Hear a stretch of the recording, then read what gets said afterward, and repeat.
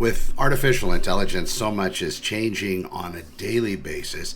The biggest thing that I see are going to be the deepfakes that are going to be really fooling everybody. Now, I'm looking at this stuff every day, multiple times per day, watching the news, not so much deepfakes. But it seems like there is a lot more bad information being touted out there than good information.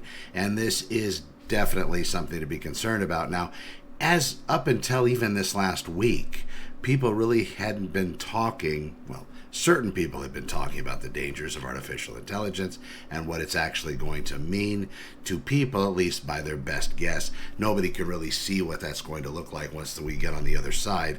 However, one of the things that I will tell you is it is going to be very interesting when the stuff that's fooling people now is going to start fooling pretty much everybody in a very short time. My suggestion is to everyone watching, everybody that's doing anything online, if you're absorbing social media, if you're on Facebook or Instagram or TikTok or any of the other social media platforms, and you're watching videos, there is no showing of proof whether or not the video needs to be verified, whether it was created by artificial intelligence or not, whether AI was used in the making of it or not.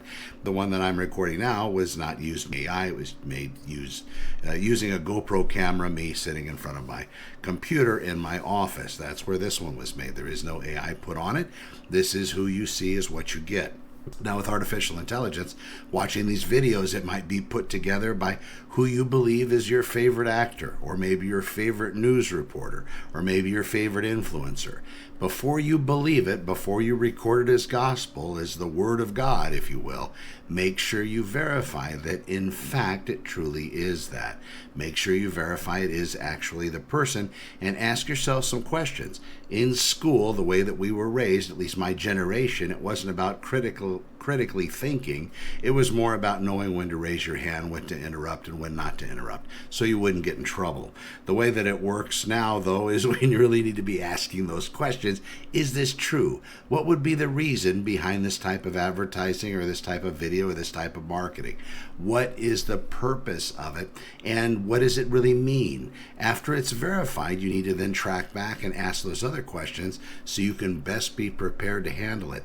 Now, this is just beginning, folks. We have the older generation being fooled by grandkids and children calling them, and it's not actually them calling, it's somebody else calling, acting like them, using artificial intelligence to be able to clone the voice.